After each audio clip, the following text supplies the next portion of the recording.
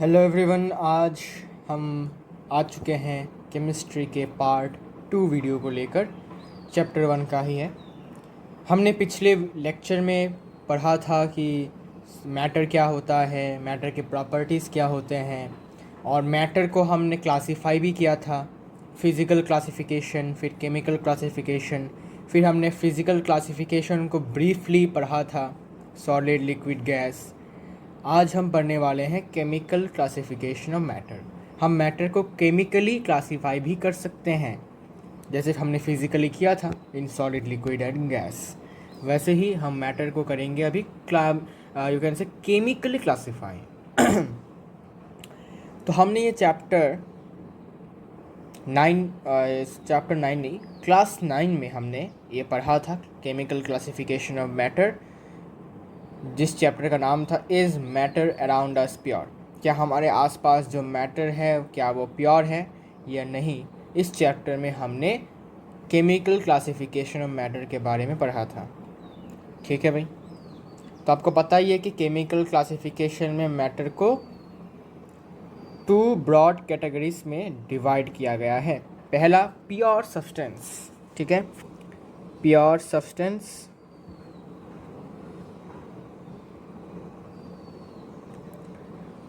और दूसरा है आपका इम्प्योर सब्सटेंस। ठीक है, तो इन 2 ब्रॉड कैटेगरीज में मैटर को क्लासिफाई किया गया है on the basis of chemical composition. Okay, हाँ। अब प्योर सब्सटेंस को फर्दर इसको फिर से क्लासिफाई किया गया है 2 पार्ट्स में। पहला आपका एलिमेंट्स में, ठीक है, और दूसरा आपके कंपाउंड्स में। तो प्योर सब्सटेंस को फिर से क्लासिफाई किया गया है, एक आपके एलिमेंट्स में, दूसरा आपके कंपाउंड्स में। फिर एलिमेंट्स को भी आपको फिर से क्लासिफाई करता हुआ आपको देखने को मिलेगा। कैसे, देखो बताता हूँ। सबसे पहले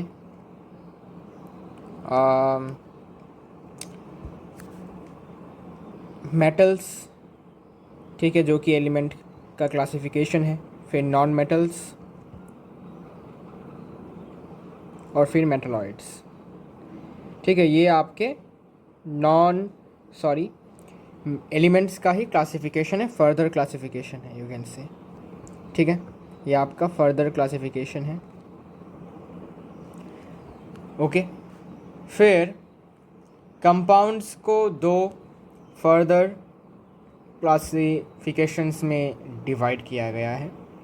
पहला है आयनिक कंपाउंड या फिर इलेक्ट्रोवैलेंट कंपाउंड, तो जो हम पढ़ चुके हैं क्लास 9th 10th में, आयोनिक या फिर इलेक्ट्रोवैलेंट। ठीक है, और दूसरा क्या है, दूसरा है कोवैलेंट, जो हम पढ़ चुके हैं कार्बोनेट्स कंपाउंड्स में। कोवैलेंट भी कहते हैं या फिर इसको कहते हैं मॉलिक्यूलर कंपाउंड। ठीक है, हाँ। तो हमने देखा कि मैटर के क्लासिफिकेशन को जब हम केमिकल के कंपोजिशन पे बेस करके देखेंगे तो इसको ब्रॉडली 2 पार्ट्स में डिवाइड किया गया है। एक है प्योर सब्सटेंस, दूसरा है इम्प्योर सब्सटेंस। फिर प्योर सब्सटेंस को फर्दर 2 पार्ट्स में डिवाइड किया गया है, एक एलिमेंट, एक कंपाउंड। एलिमेंट के भी बाकी फर्दर क्लासिफिकेशन है, जैसे कि मेटल, नॉन मेटल, मेटलॉइड, और कंपाउंड्स के जैसे कि आयोनिक कंपाउंड और इलेक्ट्रोवैलेंट कंपाउंड। ठीक है भाई, ये तो समझ में आ रहा है। अब हम बात करते हैं कि इम्प्योर सब्सटेंस में भी हमें 2 क्लासिफिकेशंस देखने को फिर से मिलेंगे। पहला है होमोजीनियस मिक्सचर, ठीक है, पहला, और दूसरा है हेटेरोजीनियस मिक्सचर।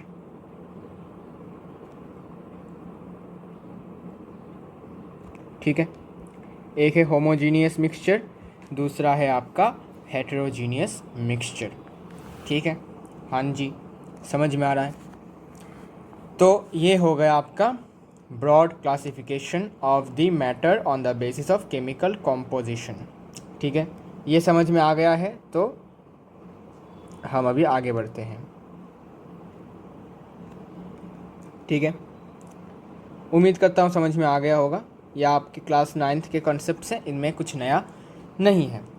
ठीक है, हम ये पढ़ के आ चुके हैं पहले ही क्लास 9th में, है ना। हाँ, अब हम बात करेंगे कि एटम्स क्या है, मॉलिक्यूल्स क्या है और आयंस क्या है।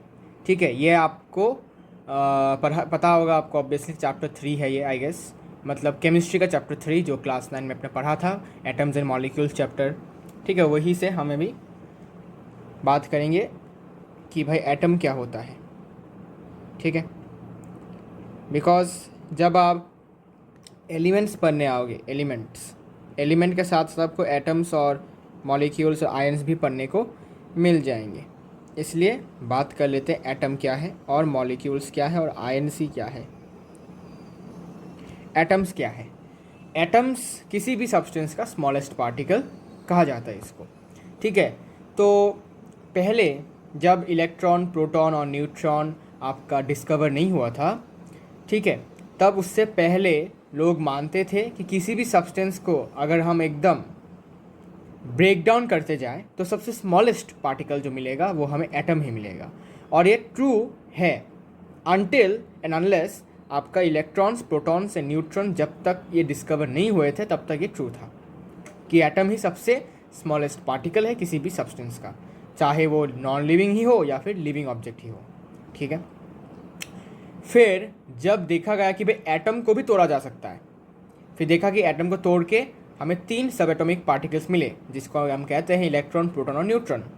ठीक है, अच्छा, तो फिर एटम को अभी भी हम मानते हैं कि ये सब्सटेंस का स्मॉलेस्ट पार्टिकल है जो नेचर में हो सकता है कि ये इंडिपेंडेंटली एग्जिस्ट कर रहा हो, मतलब अकेला, या फिर हो सकता है ये किसी के साथ, मतलब इसका कोई फ्री एग्जिस्टेंस नहीं है, किसी के साथ कंबाइन होकर ये एग्जिस्ट कर रहा है।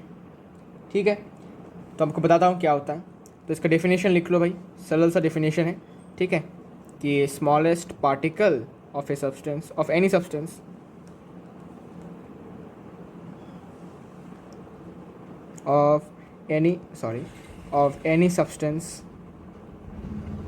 of any substance that may or may not exist independently in nature। मतलब नेचर में हो सकता है ये इंडिपेंडेंटली, मतलब अपने आप, किसी के साथ कंपाउंड में नहीं, किसी के साथ कंबाइन होकर नहीं, बल्कि खुद अकेला नेचर में एग्जिस्ट कर सकता है, या फिर हो सकता है किसी के साथ कंबाइन होकर, किसी और एक एटम के साथ, किसी और एक एलिमेंट के एटम के साथ वो कंबाइन होकर अपना मतलब यू कैन से किसी और एक एलिमेंट के एटम के साथ कंबाइन होकर ये एग्जिस्ट कर रहा होगा नेचर में। ठीक है, फिर एग्जांपल क्या क्या है? एग्जाम्पल जैसे कि आपका अगर मैं देखूं तो हीलियम एटम। ठीक है, हीलियम का जो एटम है ये अकेला खुद ब खुद यू कैन से इंडिपेंडेंटली एग्जिस्ट कर सकता है हमारे यू कैन से नेचर में। तो अगर मैं फ्री एटम की बात करूं, मतलब फ्रीली एग्जिस्टेंस करूं, मैं अगर मैं लिखूं कि फ्री एग्जिस्टेंस, तो एग्जांपल मैं देख सकता हूँ हीलियम एटम। ठीक है, हीलियम एटम किसी के साथ यू कैन से कंबाइन होकर एग्जिस्ट नहीं करता नेचर में, ये अपने आप एकदम अकेला इंट्रोवर्ट है, अकेला ये एग्जिस्ट करता है। फिर अगर मैं बात करूँ कि कॉम्बाइंड एग्जिस्टेंस कौन सा है भाई एटम का, मतलब कंबाइन मतलब क्या, किसी के साथ दोस्ती करके कंबाइंड एग्जिस्टेंस, बहुत सरल सा मैं एक एग्जांपल लूँगा जैसे कि वाटर। ठीक है, कंबाइंड एग्जिस्टेंस जैसे कि H2 वाटर। ठीक है, यहाँ पर देखो हमारा जो हाइड्रोजन एटम है, ठीक है, हमारे हाइड्रोजन एटम जो है वो ऑक्सीजन के साथ एक यू कैन से दोस्ती करके फिर वो एग्जिस्ट कर रहा है नेचर में, मतलब वो अकेला एग्जिस्ट नहीं कर पा रहा है। ठीक है, आपको कहीं पर भी H एटम नहीं दिखेंगे। ठीक है, अकेला घूमता हुआ आपको कहीं भी H एटम नहीं दिखेंगे, या फिर O एटम सिर्फ और सिर्फ नहीं दिखेंगे। ठीक है, ओके, इनका भाई यू कैन से फ्री एग्जिस्टेंस कभी पॉसिबल नहीं है। लेकिन आप पर अभी आप बोल सकते हो कि भाई हमने तो पढ़ा था ओजोन, हमने बायोलॉजी में पढ़ा था भाई ओजोन लेयर का जो होता है, ओजोन कैसे बनता है भाई, एक नेसेंट ऑक्सीजन होता है जो ऐसे लिखा जाता है, ये ऑक्सीजन के साथ रिएक्ट करके हमें ओजोन बना देता है ना। तो देखो भाई मैं बता देता हूँ, ये जो नेसेंट ऑक्सीजन है, नेसेंट ऑक्सीजन का मतलब होता है कि ऑक्सीजन जो है वो एटॉमिक स्टेट में है, मतलब एटम के फॉर्म में है, तो इसको हम कहते हैं नेसेंट ऑक्सीजन। और ये मतलब यू कैन से ये बहुत कम टाइम के लिए अपना ऐसे स्टेट में रह पाता है, बिकॉज ये बहुत ज़्यादा हाईली रिएक्टिव होता है, मतलब बहुत ज़्यादा ये इसमें चुलबुली मची रहती है कि भाई मैं किसी के साथ रिएक्ट कर लूँ जल्दी से। तो इसीलिए ये जो है इसका फ्री एग्जिस्टेंस नहीं होता, ये जल्दी से फटाक से ये किसी के साथ दोस्ती कर लेता है या फिर रिएक्ट कर लेता है और फिर ये इस एटॉमिक स्टेट से बाहर निकल जाता है। तो एटॉमिक स्टेट में ज़्यादा दिन ये नहीं रहता, मतलब बहुत बहुत कम टाइम के लिए रहता है, एकदम मिली सेकेंड्स के लिए यू कैन से, ठीक है। तो इसको हम फ्री एग्जिस्टेंस नहीं कह सकते। फ्री एग्जिस्टेंस तब कहेंगे जब वो हमेशा के लिए ऐसा ही खुला, एकदम यू कैन से अकेला खुला घूम रहा है नेचर में, तब हम कहेंगे कि हाँ भाई ये फ्री एग्जिस्टेंस है। लेकिन अगर कुछ ऐसा हाल है कि भाई बहुत रिएक्टिव है और फटाक से रिएक्ट कर लेता है, ठीक है, एटॉमिक स्टेट में आते ही, तब उसको हम फ्री एग्जिस्टेंस नहीं कह सकते। ठीक है भाई, हाँ समझ में आ रहा है, मज़ा भी आ रहा है। चलो आगे बढ़ते हैं। तो एटम समझ में आ गया है, तो मॉलिक्यूल भी समझ लेते हैं कि मॉलिक्यूल क्या चीज़ है। आइए समझते हैं मॉलिक्यूल क्या चीज़ है।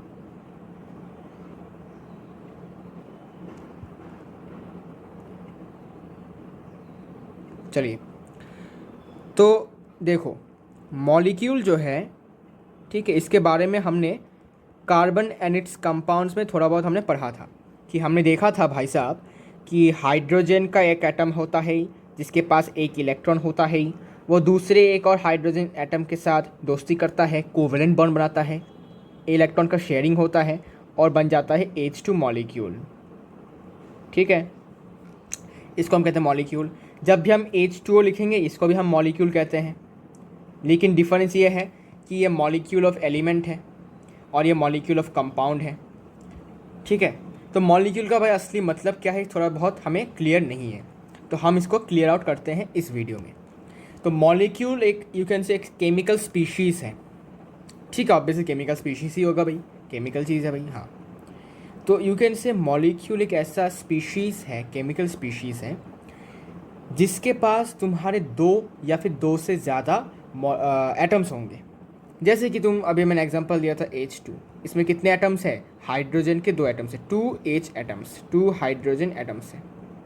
ठीक है, अगर मैं ओजोन की बात करूं, ओजोन भी एक मॉलिक्यूल है, इसमें कितने हैं, 3 ऑक्सीजन एटम्स है, मतलब 2 से ज़्यादा है।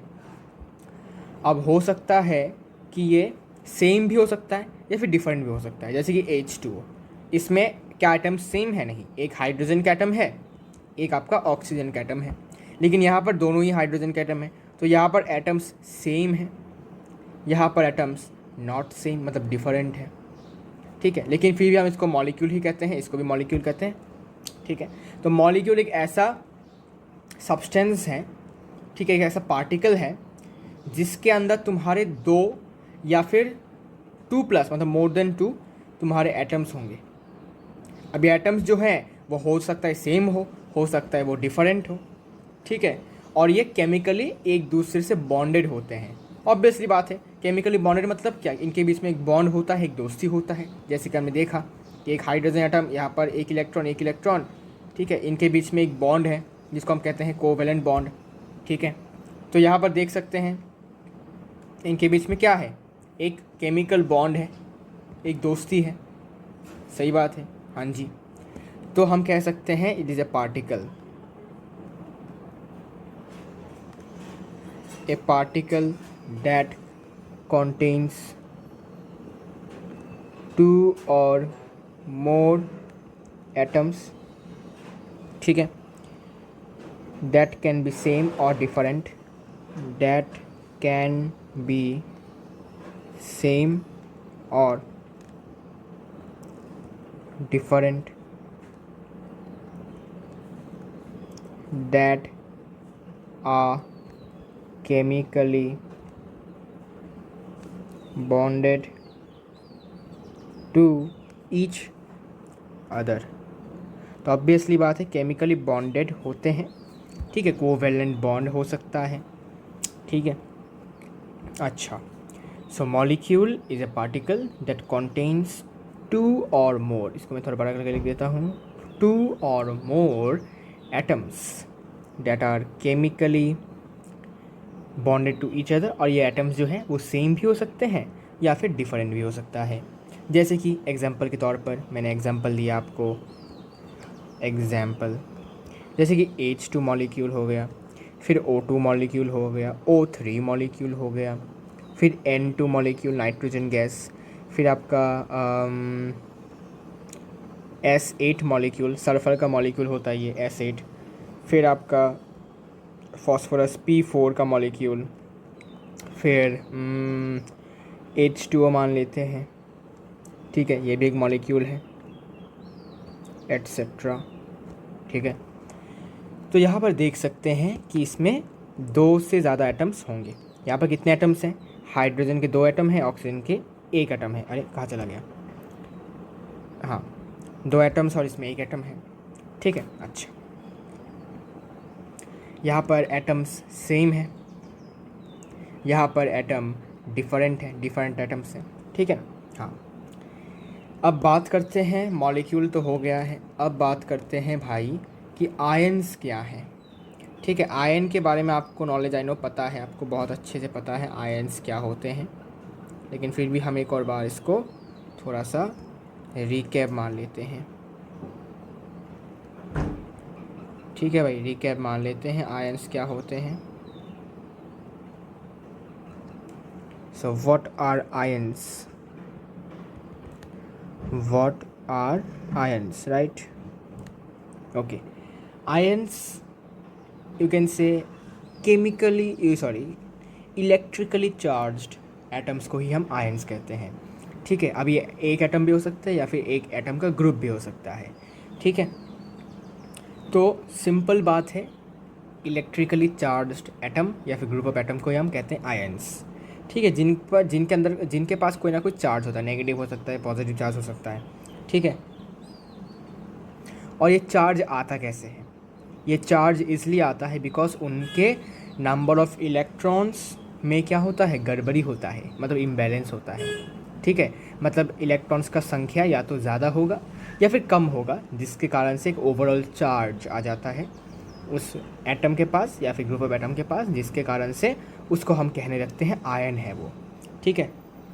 तो सिंपल सा डेफिनेशन बन जाता है, एक एटम और ग्रुप ऑफ एटम्स, ठीक है। अभी ग्रुप भी हो सकता है, देखो कैसा होता है, group of atoms that contains an overall electrical charge which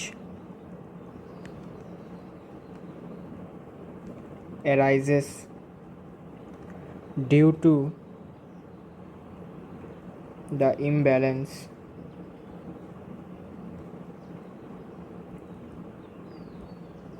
in the number of protons and electrons, ठीक है।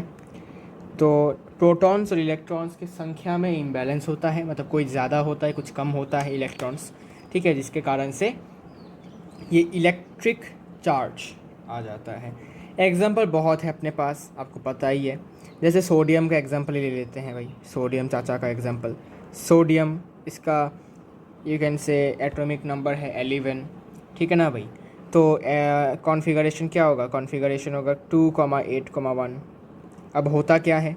होता ये है कि इलेक्ट्रॉन जो है इसके पास 11 इलेक्ट्रॉन्स हैं, ठीक है, इलेक्ट्रॉन्स भी 11 हैं, प्रोटॉन्स भी 11 होते हैं, ठीक है। अच्छा, फिर बात ये है कि अब सोडियम चाचा को ऑक्टेट बनना है, ठीक है, और ऑक्टेट बनने के लिए वो देखते हैं कि वो अपने आउटर मोस्ट शेल से एक इलेक्ट्रॉन को लूज़ कर देंगे, जिससे कि वो बन जाएंगे ऑक्टेट, ठीक है। ऑक्टेट मतलब क्या? स्टेबल बन जाएंगे, ठीक है, nearest noble gas configuration attain कर लेंगे, मज़ा आ जाएगा भाई, बल्ले बल्ले हो जाएगा। तो वो क्या करते हैं, एक इलेक्ट्रॉन को वो लूज़ कर देते हैं। तो अब क्या हो जाएंगे, जब वो एक इलेक्ट्रॉन को लूज़ कर देंगे, when it will lose one electron, इसमें लिख देता हूँ लूजिंग वन इलेक्ट्रॉन। तो एक इलेक्ट्रॉन को लूज़ करते ही ये क्या बन जाएगा, ये बन जाएगा आपका सोडियम आयन Na+। इसका कॉन्फ़िगरेशन कैसा होता है, इसका कॉन्फ़िगरेशन होता है कुछ ऐसा 2,8, ठीक है, एम शेल और नहीं रहता, ठीक है भाई।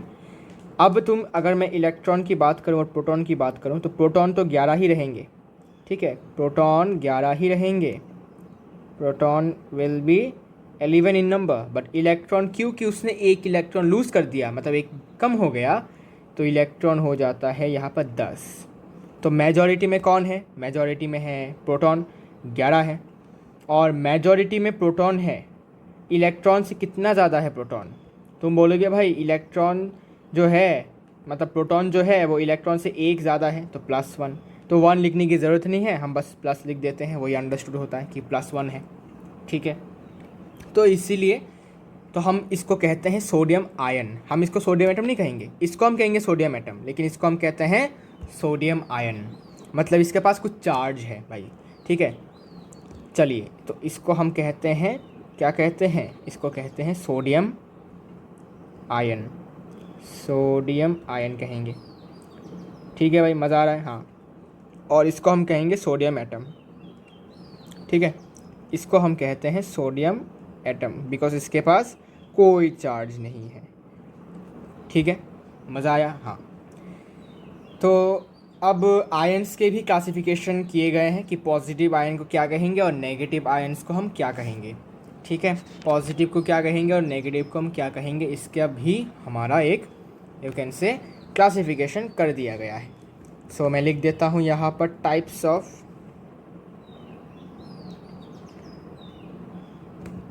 Of ions.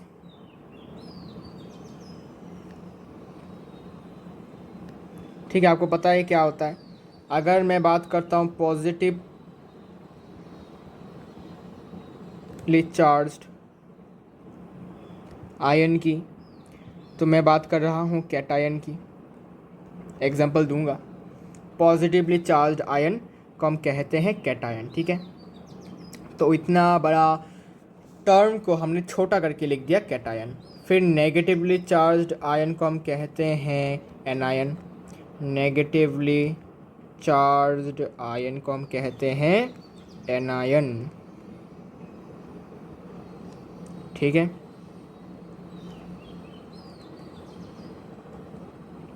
ठीक है, तो ये हमारे पॉजिटिव चाचा है, ये हमारे नेगेटिव चाचा हैं। अब इसको हम थोड़ा सा क्लासीफाई करते हैं, मतलब एग्जांपल्स देते हैं इसको, तो समझ में आएगा। जैसे कि सोडियम का भी एग्जांपल लिया था, सोडियम +1, पोटेशियम +1, मैग्नीशियम हो गया 2+, फिर एमोनियम हो गया +1।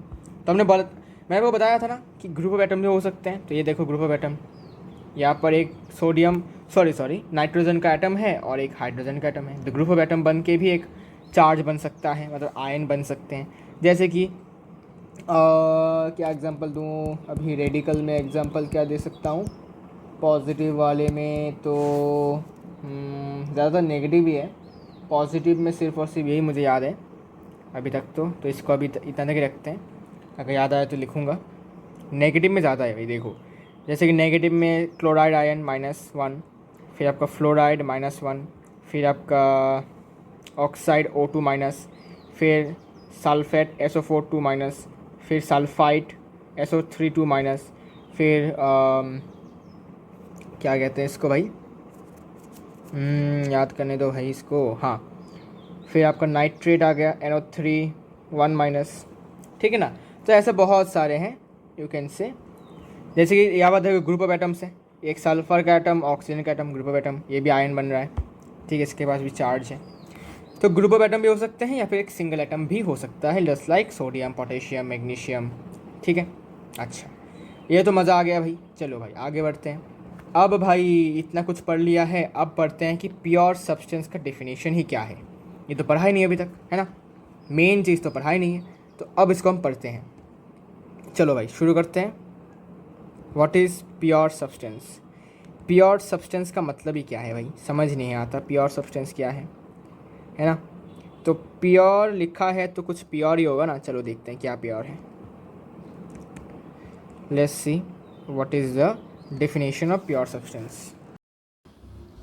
तो चलिए अब हम ये पढ़ते हैं कि प्योर सब्सटेंस क्या है। डेफिनेशन मैंने लिख दिया है, अब इसको हम समझते हैं कि प्योर सब्सटेंस आखिरकार है क्या चीज़। ठीक है, लेकिन उससे पहले मुझे अभी याद आया कि मैंने यहाँ पर एक और चीज़ लिखना मैं भूल गया। ठीक है, एलिमेंट्स। ठीक है, एलिमेंट्स में मेटलॉइड्स के बाद नोबल गैसेस भी होगा। ठीक है, नोबल गैसेस में लिखना भूल गया एलिमेंट्स में, तो थोड़ा सा आप लिख लो इसको। ठीक है, तो यहाँ पर लिख देता हूँ नोबल गैसेस। उम्मीद करता हूँ ये आपको समझ में आया होगा। ठीक है, अच्छा अब मैं समझाता हूँ कि प्योर सब्सटेंस क्या है। प्योर सब्सटेंस वह ऐसा सब्सटेंस है, केमिकल सब्सटेंस है, जहाँ पर जितने भी आपके कॉन्स्टिट्यूएंट पार्टिकल्स हैं, अब ये एटम हो सकता है, आयन हो सकता है, मॉलिक्यूल्स हो सकता है, किसी भी सब्सटेंस का। सपोज़ मैंने सोडियम ले लिया, ठीक है, या फिर मैंने एक कंपाउंड ले लिया जैसे कि H2O, या फिर मैंने कोई नोबल गैस ले लिया जैसे कि हीलियम, या फिर मैंने कोई मेटलॉइड ले लिया जैसे कि जर्मेनियम। ठीक है, कुछ भी हो सकता है। ठीक है, कोई भी सब्सटेंस हो सकता है। अब अगर उस सब्सटेंस के अंदर जितने भी पार्टिकल्स हैं, मतलब जिस पार्टिकल्स से वो सब्सटेंस बना हुआ है, जिन्हें हम कहते हैं क्या, कॉन्स्टिट्यूएंट पार्टिकल्स। ठीक है, मतलब वो इसी पार्टिकल से कॉन्स्टिट्यूट हुआ है, मतलब बना गया है या फिर बना है। ठीक है, कॉन्स्टिट्यूट मतलब क्या, बनना, हाँ। Are same in chemical nature, that is chemically homogeneous. ठीक है, दैट इज केमिकली, ए नहीं होगा यहाँ पर, that is chemically homogeneous, it's said to be a pure substance. मतलब क्या, बहुत लोग ये सोचते हैं, बहुत लोगों को ये पढ़ाया जाता है, ठीक है, कि प्योर सब्सटेंस का मतलब होता है ऐसा सब्सटेंस जिसमें सेम काइंड ऑफ पार्टिकल्स से बना हुआ होता है वो। ठीक है, तो इसमें बहुत लोग कंफ्यूज हो जाते हैं कि सेम काइंड ऑफ पार्टिकल्स जैसे कि हाइड्रोजन, ठीक है, और ऑक्सीजन, ये तो सेम काइंड के पार्टिकल्स नहीं हुए। ये तो हाइड्रोजन का एटम है या ऑक्सीजन का एटम है, ये तो डिफरेंट काइंड ऑफ पार्टिकल्स है, डिफरेंट काइंड ऑफ एटम्स है। ठीक है ना, सेम एटम तो नहीं है, डिफरेंट एटम है। ठीक है ना, सेम काइंड ऑफ एटम्स तो नहीं है, यहाँ पर ऑक्सीजन का एटम है, यहाँ पर हाइड्रोजन का एटम है, फिर भी ये हमारा एक प्योर सब्सटेंस है। ये कैसे हुआ, हाउ इज़ इट पॉसिबल? तो इसीलिए ये जो आपका डेफिनेशन है, ठीक है, ये मैंने एक्चुअली PW के जो हमारे केमिस्ट्री पढ़ाते हैं सुनील सर हैं, उनके वीडियो को मैंने एक बार देखा था, शॉर्ट्स में आई गेस आया था, तब मैंने देखा था कि उन्होंने ये बताया था कि प्योर सब्सटेंस का जो डेफिनेशन है वो कुछ ऐसा है। फिर मैंने उनको देखा, देखने के बाद मैंने उन्होंने जैसे एक्सप्लेन किया उसको, तो मुझे ये पढ़ के थोड़ा सा यू कैन से जस्टिफिकेशन मुझे मिल गया कि प्योर सब्सटेंस का जो डेफिनेशन है, जैसे उन्होंने लिखा था वैसा ही होना चाहिए, मतलब कुछ ऐसा। ठीक है, ये उनका दिया हुआ डेफिनेशन है, ये मैंने नहीं लिखा है। ठीक है, इसका क्रेडिट उनको जाता है। ठीक है, अच्छा, ठीक है, तो अगर मैंने कॉपी किया है तो मैं कॉपी कर रहा हूँ, या फिर मैंने किया है, ये मैं साफ साफ बता देता हूँ। लेकिन कुछ लोग ऐसे हैं जो कॉपी करते हैं लेकिन बताते नहीं हैं, छुपाते हैं। ठीक है, और ये दिखाते हैं कि उनको बहुत कुछ आता है। ठीक है ना, तो इसीलिए मैं अगर कॉपी कर रहा हूँ तो मैं बता भी रहा हूँ, क्रेडिट्स भी दे रहा हूँ कि किसके वजह से मैंने इस डेफिनेशन को मैंने लिखा है, किससे लिखा है, सुनील सर से लिखा है। ठीक है, आप उनको भी फॉलो करें, आई नो आप बहुत लोग फॉलो करते हैं, बहुत अच्छा केमिस्ट्री पढ़ाते हैं वो।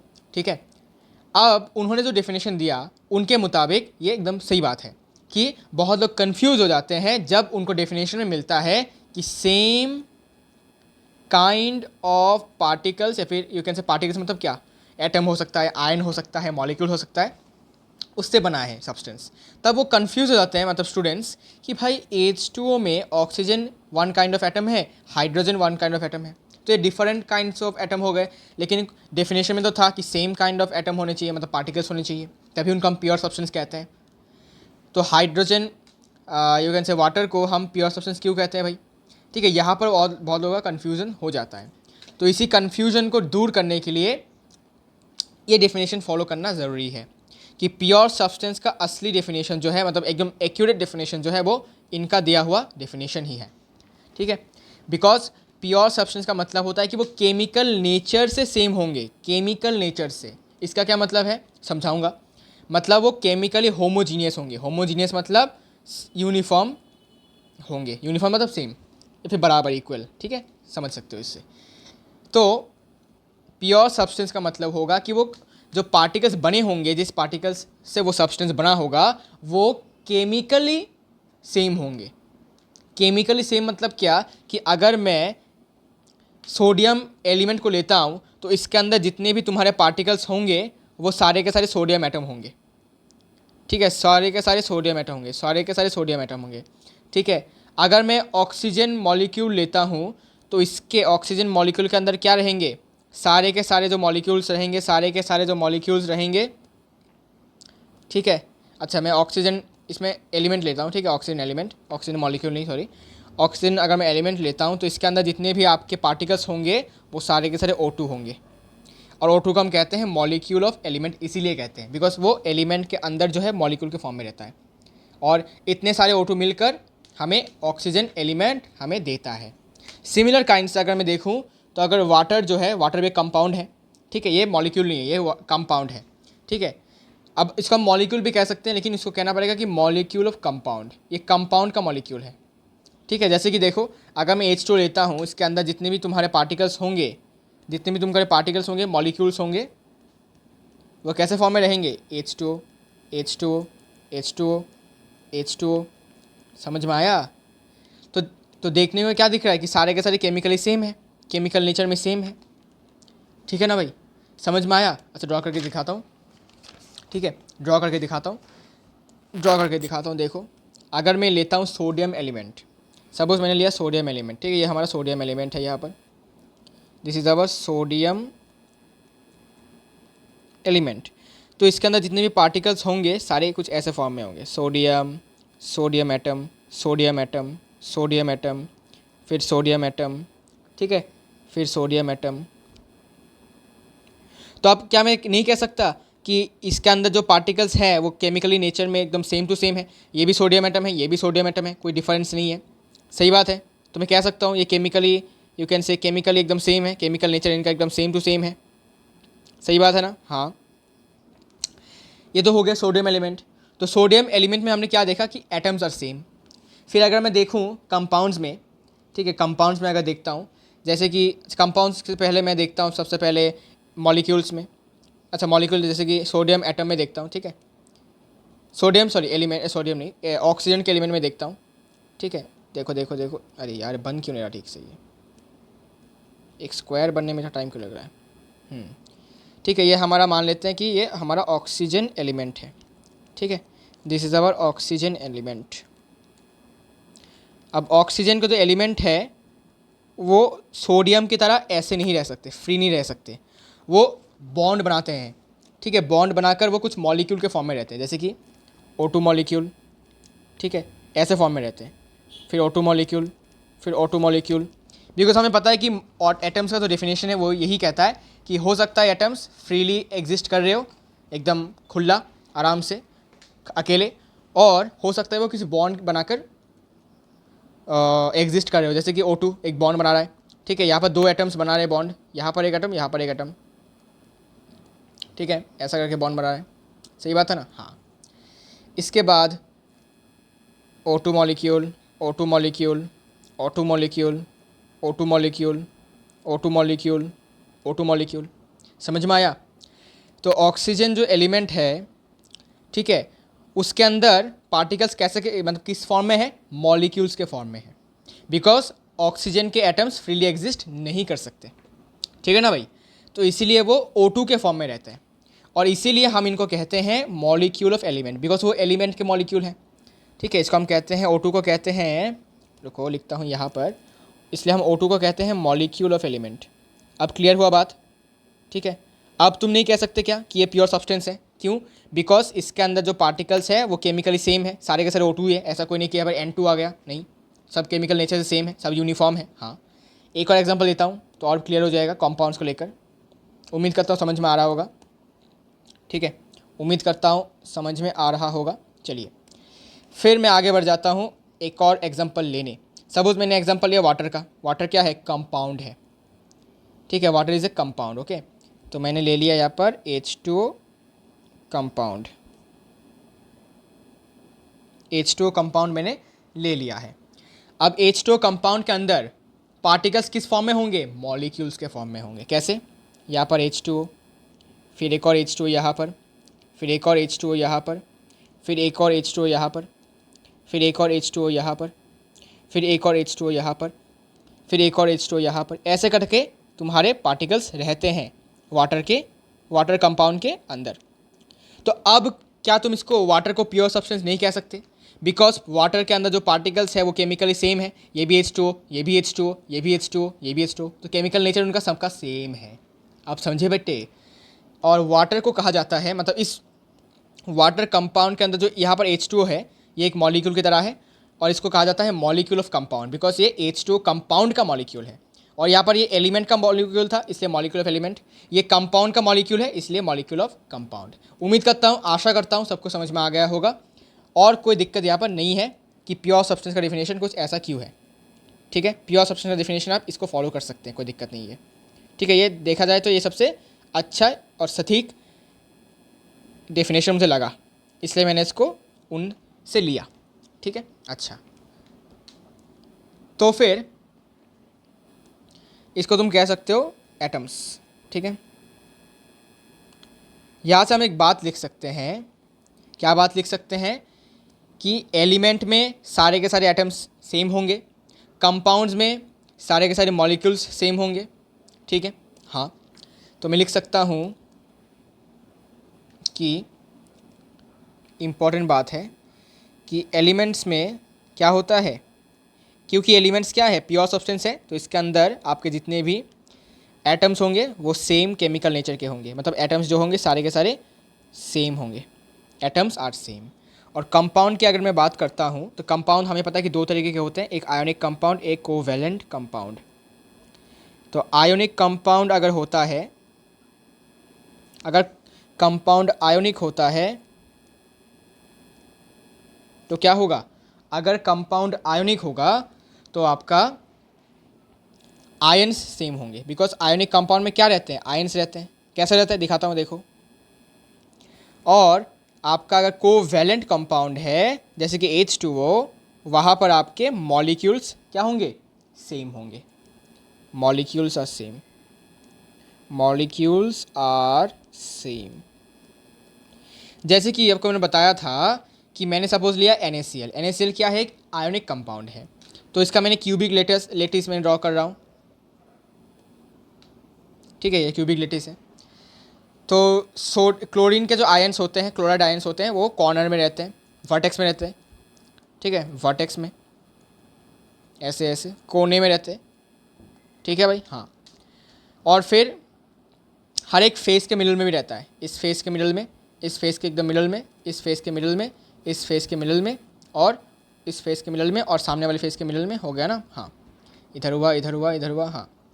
फिर और आपका जो सोडियम है वो यहाँ पर रहता है, एज के एकदम मिडल में, एज के मिडल में, एज के मिडल में, एज के मिडल में, एज के मिडल में, एज के मिडल में, एज के मिडल में, एज के मिडल में, एज के मिडल में, और आपका यहाँ पर एज का मिडल, यहाँ पर एज का मिडल, और यहाँ पर एज का मिडल हो गया, और कुछ बाकी तो नहीं है। और पूरे क्यूब के एकदम मिडल में रहता है यानी आयन। ठीक है, तो अगर हम गौर से देखें तो ये जो NaCl है ये किससे बना है? सिर्फ और सिर्फ Cl माइनस मतलब क्लोराइड आयन और सोडियम प्लस मतलब सोडियम आयन से बना हुआ है। तुमको यहाँ पर और कोई आयन देखने को मिलेगा नहीं, सारे के सारे यहाँ पर सिर्फ और सिर्फ आयन सी है, मतलब केमिकल नेचर इन सब का साम टू सेम है। ठीक है, साम टू साम। ठीक है, साम टू साम। ठीक है, सेम टू सेम। ठीक है, ओके। और एक और बात, एक Na प्लस और एक Cl माइनस को एक साथ हम कहते हैं फॉर्मूला यूनिट। क्या कहते हैं? Formula unit. ठीक है, ये कुछ बातें हैं जो आपको याद रखनी है।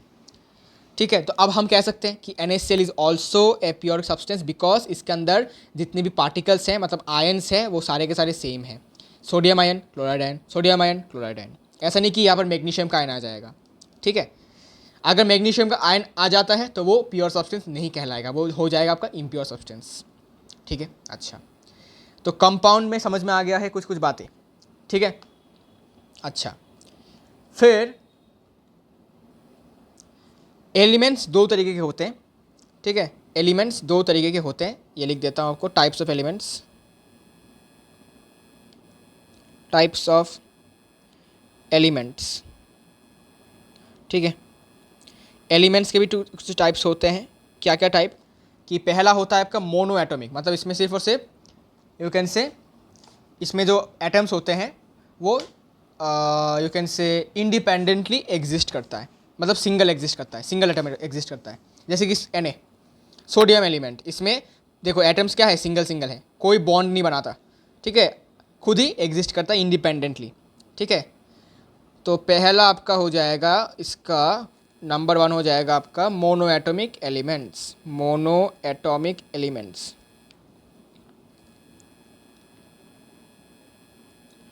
मोनो एटॉमिक एलिमेंट्स, जैसे कि आपका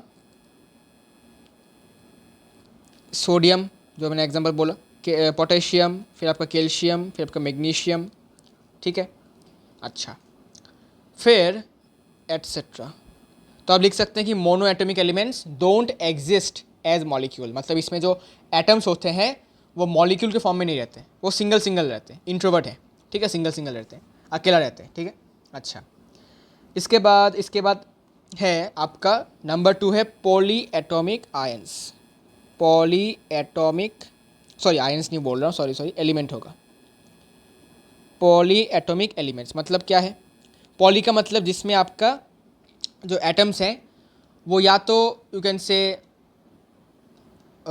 एक या फिर दो, या फिर एक नहीं सॉरी, दो या फिर ज़्यादा एटम्स से बना हुआ होता है। मतलब क्या, मतलब जैसे कि O2, फिर N2, फिर O3, ये क्या है, ये आपके ऐसे एलिमेंट्स हैं जिनके अंदर जो एटम्स हैं वो या तो वो बॉन्ड करते हैं दो एटम्स के साथ, मतलब दो एटम्स के बीच में बॉन्ड होता है, या फिर तीन एटम्स के बीच में बॉन्ड होता है। जैसे कि O3, इसमें 3 एटम्स का एक बॉन्ड होता है और एक मॉलिक्यूल फॉर्म हो जाता है। O2 में 2 एटम्स के बीच में एक बॉन्ड होता है, कोवेलेंट बॉन्ड, और एक मॉलिक्यूल बन जाता है, ठीक है। ऐसे एलिमेंट्स को हम कहते हैं ऑक्सीजन एलिमेंट का पार्टिकल्स है, ये ऑक्सीजन एलिमेंट के पार्टिकल है। नाइट्रोजन में भी सेम ही है, नाइट्रोजन अगर तुम एलिमेंट को देखोगे तो उसके अंदर पार्टिकल्स कुछ ऐसे फॉर्म है, N2 N2 N2 N2, ठीक है, N2 के फॉर्म में है, ठीक है। तो इनको हम कहते हैं पॉली एटॉमिक एलिमेंट, ओके। इसके बाद आगे बढ़ते हैं अपने नेक्स्ट टॉपिक पर, जो कि है मिक्सचर, या फिर कह सकते हैं आप, या फिर आप कह सकते हैं कि इम्प्योर सब्सटेंस का क्लासिफिकेशन हम अभी शुरू करने वाले हैं, ठीक है।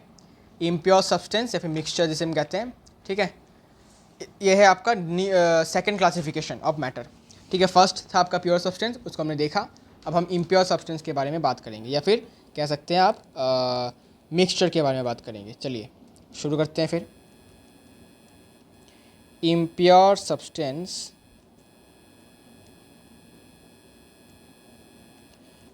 या फिर कह सकते हैं मिक्सचर, ठीक है भाई। इम्प्योर सब्सटेंस या फिर कह सकते हैं मिक्सचर। अब मिक्सचर का मतलब क्या है, डेफिनेशन क्या है, डेफिनेशन ये है कि ऐसे substance, mixture is a substance, is a chemical substance which is formed जब दो या फिर दो से ज़्यादा प्योर सब्सटेंस आपस में मिक्स्ड होते हैं, ठीक है। याद रखना मिक्स्ड होते हैं, ठीक है, मिक्स्ड होते हैं, और कोई भी प्रोपोर्शन में ये मिक्स्ड हो सकते हैं, ठीक है। कोई भी प्रोपोर्शन बाय मास में ये मिक्स हो सकता है, ठीक है। इसका कोई फिक्स्ड यू कैन से प्रोपोर्शन करने का कोई फिक्स्ड वैल्यू नहीं है कि इसी प्रोपोर्शन में ये मिक्स्ड होगा। जैसे कि अगर मैं बात करता हूँ कि H2O की, अगर तुम H2O का मास रेशियो देखते हो तो मास रेशियो है, जैसे हाइड्रोजन का मास 1 है, 1:2, 2:2 ऑक्सीजन का मास है कितना 16, तो 1:8 है इसका मास रेशियो।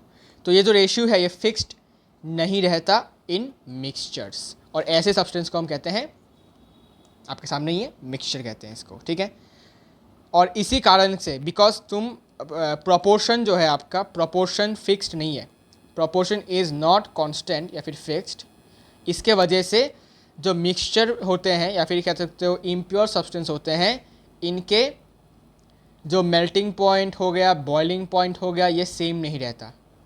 बिकॉज तुमने सपोज एक सब्सटेंस को कुछ x/y प्रोपोर्शन में बाई मास तुमने पहले यू कैन से कि मिक्स किया था, फिर उसी को तुमने वापस से A/B नए रेशियो में मिक्स किया। तो x/y रेशियो में जब तुमने इसको मिक्स किया तो उसका बॉइलिंग पॉइंट सपोज कुछ होगा, कुछ सपोज मैंने कह दिया 200 डिग्री सेल्सियस मान लेते सपोज। और जब तुमने इसको A/B में किया तब इसका बॉइलिंग पॉइंट हो गया तुम्हारा 100 डिग्री सेल्सियस। ठीक है, मतलब सेम ही रहेगा, सिंपल सी बात है। लेकिन कंपाउंड की बात करें जो कि एक प्योर सब्सटेंस है, उसका तुम हमेशा, जैसे कि वाटर प्योर सब्सटेंस है, वाटर का बॉइलिंग पॉइंट हमेशा 100 डिग्री सेल्सियस है। ठीक है, अभी उसको प्रेशर चेंज करोगे या फिर टेम्परेचर चेंज करोगे, सॉरी प्रेशर, ठीक है, चेंज करते हो, ठीक है, प्रेशर अगर चेंज करते हो तो इसका बॉइलिंग पॉइंट कम हो जाता है, नहीं तो ये फिक्स्ड रहता है। ठीक है, ये डिफरेंट बातें हैं, यह करने की भी ज़रूरत नहीं है। ठीक है ना, जो बात कर रहे हैं उसी बात पर हम थोड़ा सा और डेप्थ में जाते हैं। ठीक है, तो इसका डेफिनेशन क्या बन जाएगा, बहुत सिंपल है। A mixture is a chemical substance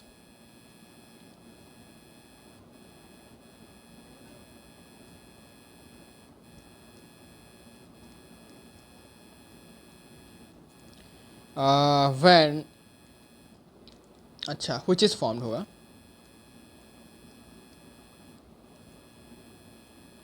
which is formed when two or more pure substances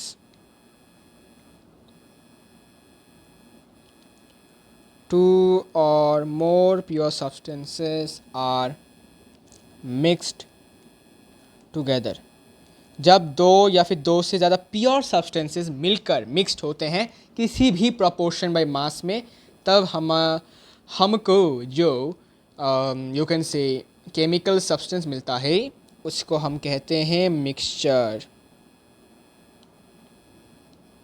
ठीक है, इसके डेफिनेशन में कोई चेंज नहीं है, हमने क्लास 9 में यही डेफिनेशन पढ़ा था। ठीक है, इसमें कोई चेंज नहीं है, इट इज़ द सेम। और हाँ, अभी जो मैंने बताया कि इसका जो मेल्टिंग पॉइंट और बॉइलिंग पॉइंट सेम नहीं रहता, बिकॉज ऑब्वियसली इसका केमिकल कॉम्पोजिशन ही सेम नहीं है। कभी कुछ ऐसे रेशियो में मिक्सड हो गया, कभी कुछ दूसरे रेशियो बाय मास में मिक्सड हो गया। ठीक है ना, इसलिए इसका कभी रेशियो सेम नहीं रहता प्रोपोर्शन का, प्रोपोर्शन बाय मास, मतलब जिस रेशियो में ये मिक्स हो रहे हैं, ठीक है ना, मास रेशियो वो सेम नहीं रहता, तो इसलिए बॉइलिंग पॉइंट भी इधर उधर होता रहता है, मेल्टिंग पॉइंट बॉइलिंग पॉइंट दोनों ही इधर उधर होते रहते हैं। तो ये बात एक इम्पॉर्टेंट है कि एक मिक्सचर जो है, a mixture does not have a fixed fixed boiling point BP and MP, मतलब melting point, because it doesn't have any fixed chemical composition। क्योंकि कोई फिक्स्ड केमिकल कॉम्पोजिशन नहीं होता इसका, इसीलिए इसका कोई मेल्टिंग पॉइंट और बॉइलिंग पॉइंट सेम नहीं रहता। Got it? उम्मीद करता हूँ समझ में आ गया होगा। इसके बाद हमने क्लास 9th में आई गेस सेपरेशन वाले पार्ट को आई गेस हटा दिया था, CBSE वालों ने सेपरेशन वाला पार्ट जो होता है, फिल्ट्रेशन, सीविंग, डिस्टिलेशन जो भी है। ठीक है, सेंट्रीफ्यूगेशन कुछ ऐसा था, मैं भूल ही गया भाई, कोई बात नहीं, चलो भाई कोई बात नहीं। तो the components of a mixture can generally be separated। इनको हम सेपरेटेड कर सकते हैं फिज़िकल प्रोसेस के मदद से, फिज़िकल प्रोसेस या फिर फिज़िकल मेथड के मदद से। separated by simple physical methods या फिर प्रोसेसेस,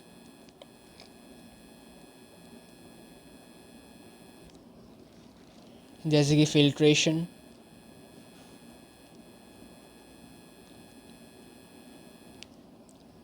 इसके बाद इवेपोरेशन,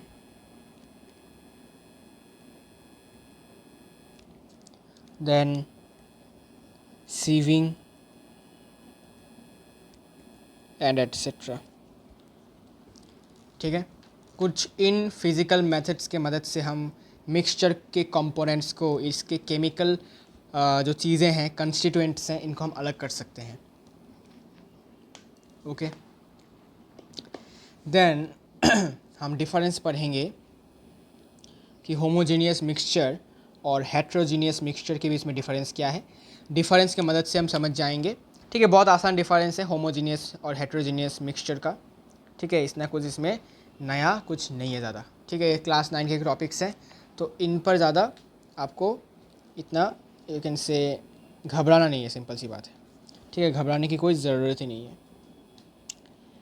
सो लेट्स बिगिन। चलो इसको हम एक बना देते हैं टेबल सा।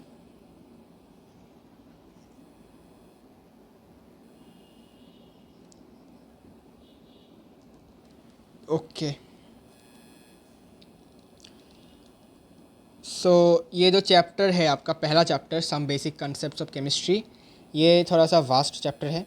ठीक है, ये इस पर टाइम लगेगा ज़्यादा, लेकिन आपको फिनिश जो करना पड़ेगा, बैकलॉग्स नहीं रखना इसमें। ठीक है, पहले से ही बैकलॉग्स ना रखने का तुम ट्राई कर लो भाई, नहीं तो भाई दिक्कत हो जाएगा बाद में। ओके, नहीं तो बाद में दिक्कत हो जाएगा बाद में, और कंप्लीट हो नहीं पाएगा सिलेबस जब एग्ज़ाम्स आ जाएंगे। ठीक है, एग्ज़ाम के एक दिन पहले पढ़ लिया क्लास 9 10 जैसा, ऐसा मत सोचना भाई। 11th में एक चैप्टर को अच्छे से पढ़ने के लिए मिनिमम तुमको 5 घंटे 6 घंटे लग जाते हैं, 10 घंटे भी लग सकता है, क्या बोलते हो, अगर तुम अच्छे से पढ़ते हो। ठीक है, और आई नो कि कुछ कुछ ऐसे भी स्कूल्स हैं जो हर महीने एग्ज़ाम्स ले रहे होते हैं, एकेडमिक एग्ज़ाम्स, तब भाई तुमको पढ़ना तो पड़ेगा ही। ठीक है, बिकॉज तुम हो सकता है कुछ कुछ लोग अभी भी इग्नोर करने वाले हैं 11th को, और फिर उनका जो कटेगा 12th में वो उनको समझ में आ जाएगा ऑटोमेटिक, जब वो 12th में पहुंच जाएंगे। ठीक है, 12th में पहुंचने के बाद जब वो बोर्ड्स देने के लिए फिर से तैयार हो जाएंगे, जस्ट लाइक क्लास 10th, फिर जब उनको कुछ भी नहीं आएगा 11th का, तब भाई उनके हालत टाइट, और फिर से वो यूट्यूब में आ जाएंगे पेपर लीक देखने। ठीक है ना भाई, और फिर जब कुछ भी क्वेश्चन पेपर लीक से नहीं आता कॉमन, तब वो लोग कमेंट्स में शुरू हो जाएंगे अपना। ठीक है ना भाई, कि क्वेश्चन नहीं आया, टाइम वेस्ट हो गया, वो हो गया, है ना भाई।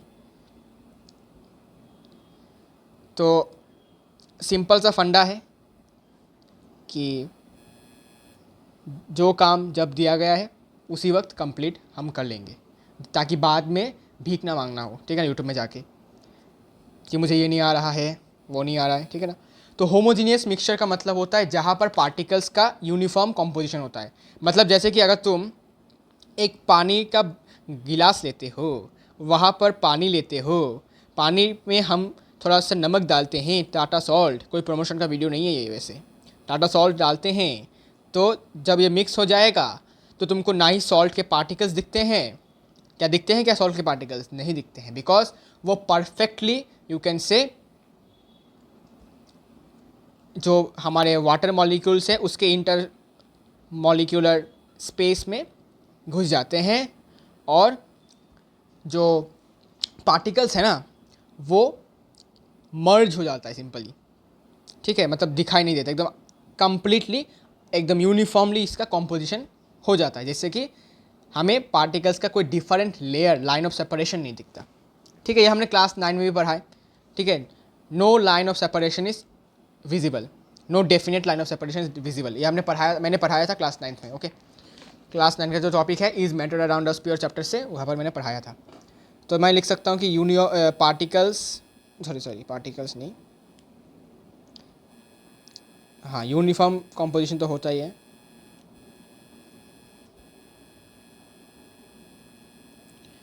यूनिफॉर्म कॉम्पोजिशन, ठीक है, ऑफ पार्टिकल्स। ठीक है, इसके बाद दो नंबर, नो डेफिनेट या फिर कह सकते हो विजिबल लाइन ऑफ सेपरेशन। तुमको लाइन ऑफ सेपरेशन दिखेगा नहीं पार्टिकल्स के बीच में, ठीक है, between the different components of the mixture.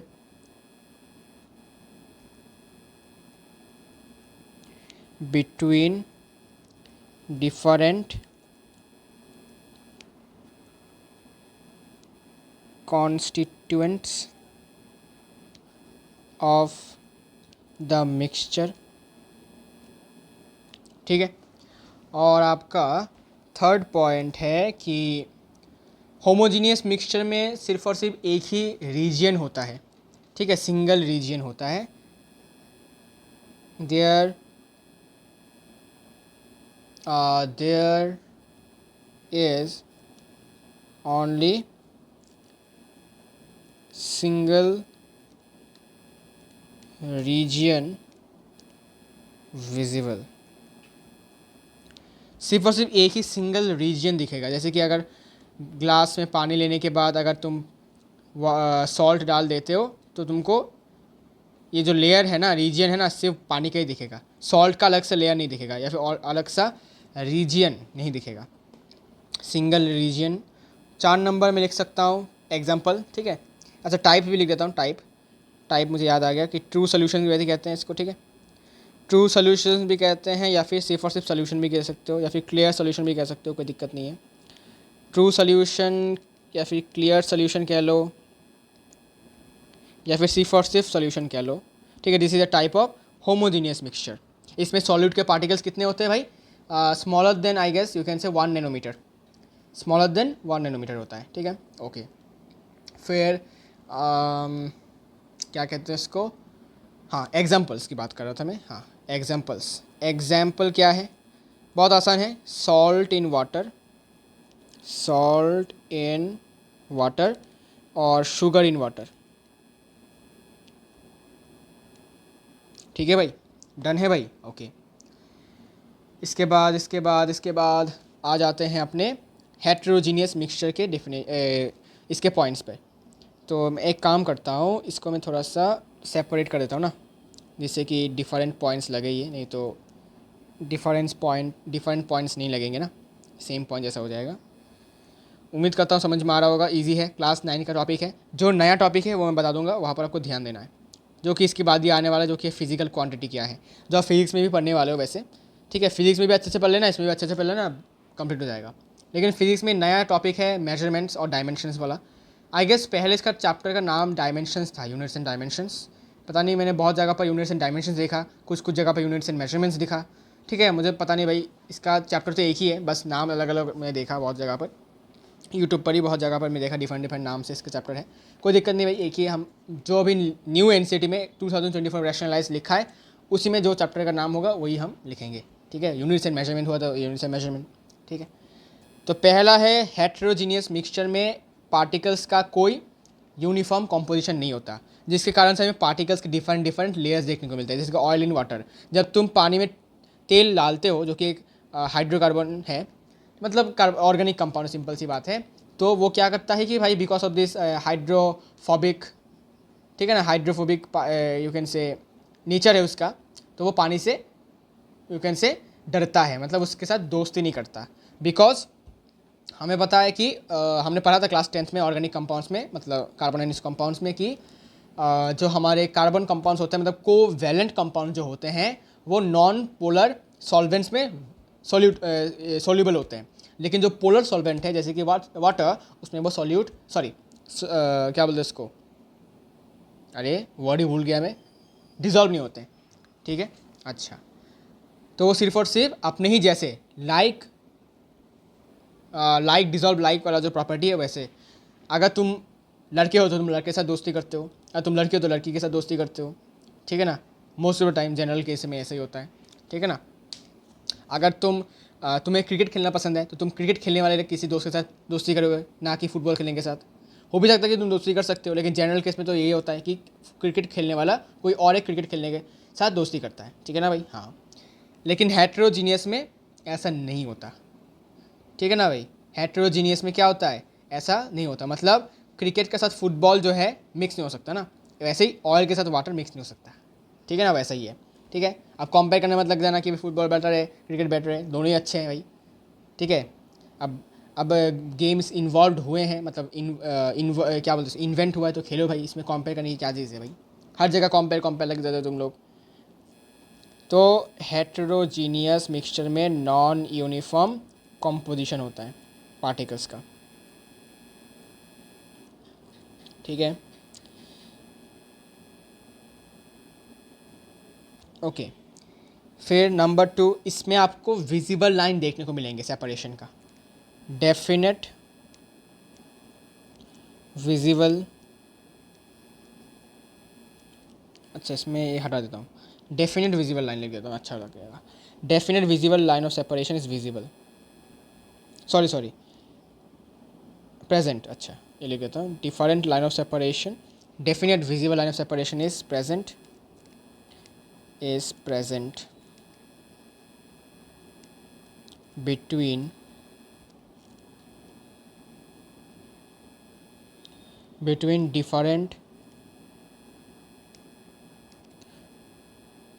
different constituents of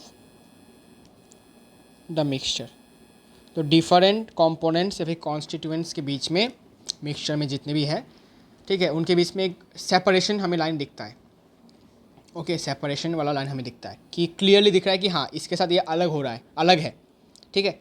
अच्छा, और यहाँ पर आपके 2 से ज़्यादा रीजन होते हैं, ठीक है। जैसे कि मैंने अगर पानी डाला तो ये ऑयल का लेयर और ये बाकी पानी का लेयर, तो 2 रीजन देखने को मिलता है हमें, ठीक है। There are more than one visible regions, ठीक है। एक से ज़्यादा, 2 भी हो सकते हैं, 3 भी हो सकते हैं, क्या पता, ठीक है ना, डिपेंड करेगा। अच्छा, मोर than one visible region, example types क्या क्या है पढ़ के रखा है हमने टाइप्स। एक है कोलोइड्स, दूसरा है सस्पेंशंस। एक है आपका कोलोइड्स, दूसरा आपका सस्पेंशंस।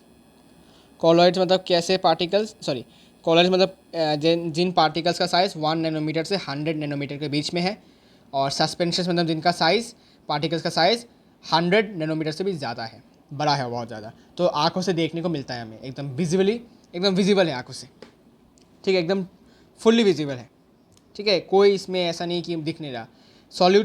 ट्रू सॉल्यूशन के पार्टिकल्स को माइक्रोस्कोप के देखना पड़ता है, ठीक है, माइक्रोस्कोप की मदद से। और कॉलॉइड्स को, कुछ कॉलॉइड्स को हम देख सकते हैं आंखों से, कुछ को नहीं देख सकते, ठीक है। आई गेस कि इसको हम कह सकते हैं कि दोनों ही केसेस पॉसिबल हैं, हो भी सकता है कुछ को देख सकते हैं खुले आँखों से, ठीक है, अनएडेड आइस इसके मदद से, या फिर हमको माइक्रोस्कोप यूज़ करना पड़ेगा, लेकिन सस्पेंशंस को हम खुली आँखों से देख सकते हैं। अब इसके बीच में एग्जांपल क्या क्या होगा, जैसे कि मिल्क हो गया कॉलॉइड का एग्जांपल, मिल्क हो गया कॉलॉइड का एग्जांपल, फिर ब्लड हो गया कॉलॉइड का एग्जांपल। फिर सस्पेंशंस में क्या हो सकता है, सिंपल ऑयल इन वाटर लिख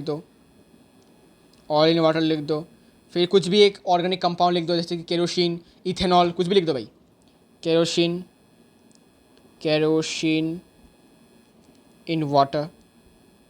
फिर क्या देख सकते हैं बताओ,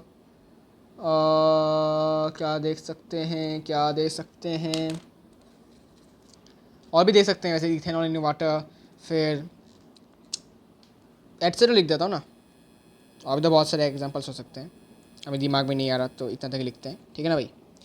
अच्छा, तो यहाँ पर हो गया आपका होमोजीनियस मिक्सचर और हेट्रोजीनियस मिक्सचर का एक डिफरेंस हो गया, ठीक है। समझ में आ गया होगा, आई गेस इतना तक समझ में आ गया होगा ना। ओके, तो आज के जो वीडियो में हमने बहुत कुछ पढ़ा, ठीक है ना, बहुत कुछ, ये वैसे भी 9 का टॉपिक था, ठीक है, इसमें कुछ नया नहीं था। खैर, नेक्स्ट जो लेक्चर होगा हमारा केमिस्ट्री के ऊपर, उसमें हम नए टॉपिक को पढ़ेंगे जो कि है फिज़िकल क्वांटिटी, ठीक है।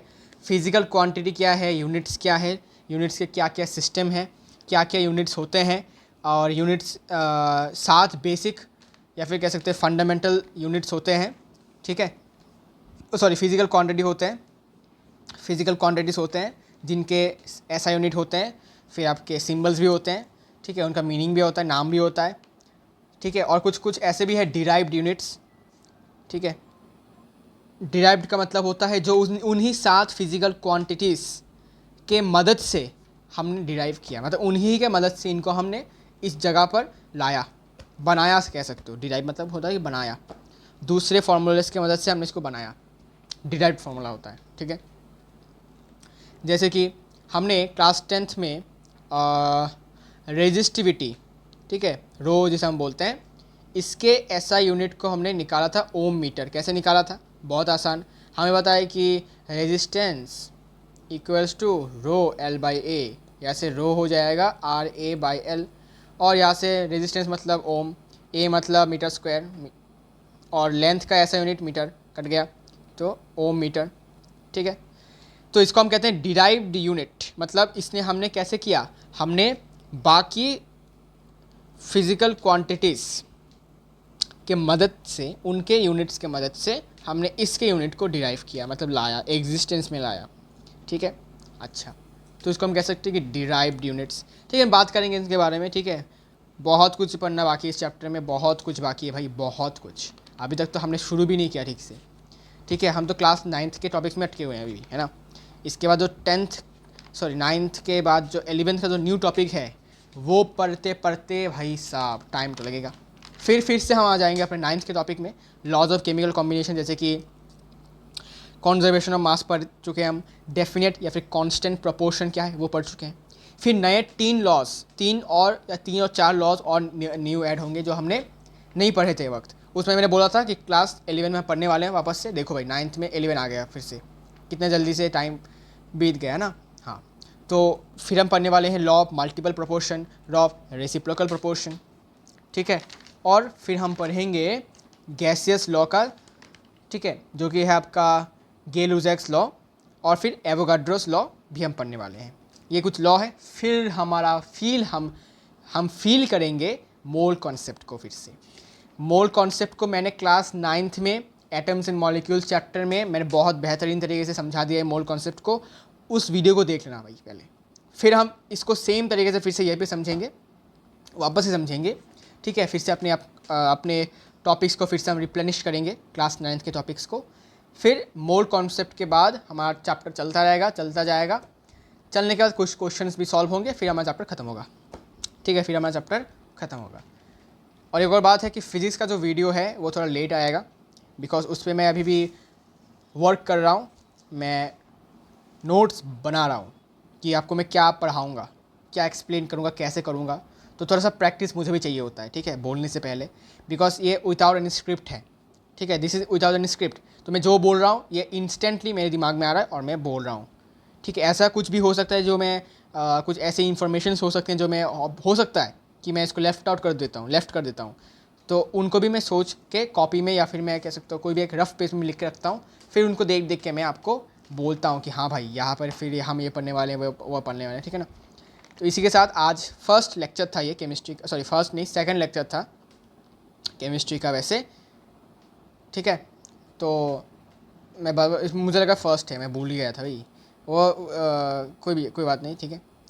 इतने दिन से मैं एक्चुअली क्या कर रहा था कि मैथ्स का वीडियो बना रहा था, तो मैं दिमाग से निकल गया कि ये फर्स्ट नहीं है, एक्चुअली सेकंड लेक्चर है। कोई बात नहीं, दिक्कत नहीं है, ठीक है। अच्छा, तो ये जो फर्स्ट लेक्चर के बाद सेकंड लेक्चर जो है, इसमें हमने बहुत कुछ पढ़ लिया है। फिजिकल कॉम्पोजिशन के बारे में मैंने पढ़ा, ठीक है। केमिकल क्लासिफिकेशन आई गेस हमने फर्स्ट लेक्चर में पढ़ लिया था शायद, है ना। हाँ, पढ़ तो लिया था शायद, खैर कोई बात नहीं, या फिर पढ़ने वाले हैं, या पढ़ लिया मैंने मैं भूल ही गया यार, मैं तो भूल ही गया कि हमने फिज़िकल क्लासिफिकेशन पढ़ लिया था ना फर्स्ट लेक्चर में। हाँ, याद आया भाई, रिवाइंड कर रहा हूँ, दिमाग में रिवाइंड कर रहा हूँ, ठीक है। हाँ, सो मिलते हैं इसी के साथ नेक्स्ट वीडियो में हम पढ़ने वाले हैं आपका न्यू टॉपिक, फिज़िकल क्वांटिटीज, जो आपका न्यू है 11th में, ये आपने कभी नहीं पढ़ा, ठीक है, न्यू है। सो इसको हम ध्यान से पढ़ेंगे। मैं चाहता तो आज के वीडियो में करवा सकता था, लेकिन आज के वीडियो में करवाऊंगा तो थोड़ा सा यू कैन से ब्रेन इतना ज़्यादा लोड नहीं ले पाएगा, ठीक है ना। तो न्यू टॉपिक है तो हम न्यू फ्रेश वीडियो से स्टार्ट करेंगे। उम्मीद करता हूँ समझ में आया होगा उसका वीडियो, अच्छा लगा होगा तो सब्सक्राइब कीजिए। अगर कुछ कहना है तो कमेंट्स खुला हुआ है, कमेंट्स में बोलिए। And once again I want to give credit to Sunil sir for his definition of pure substance. ठीक है, उनका जो एक्सप्लेनेशन था प्योर सब्सटेंस को लेकर बहुत ही बेहतरीन था। ठीक है, ये मैंने देखा है, अच्छा लगा मुझे भी। ठीक है, कि जो मैं बहुत सालों से देख रहा था कि प्योर सब्सटेंस का जो डेफिनेशन है वो थोड़ा सा ऊट पतांग जैसा है। ठीक है ना, मुझे भी कन्फ्यूजन हुआ था कि सेम काइंड ऑफ पार्टिकल से बना हुआ है, तब तो भाई हाइड्रोजन और oxygen different kind of atoms हैं, फिर कैसे सेम हुआ। फिर उन्होंने जब बताया कि ऐसा ऐसा है, तब मुझे लगा कि हाँ भाई अब ठीक है, now I can sleep well. ठीक है ना, ऐसा कुछ फीलिंग आया मुझे। ठीक है, इसी के साथ मिलते हैं नेक्स्ट वीडियो में, तब तक के लिए बाय बाय।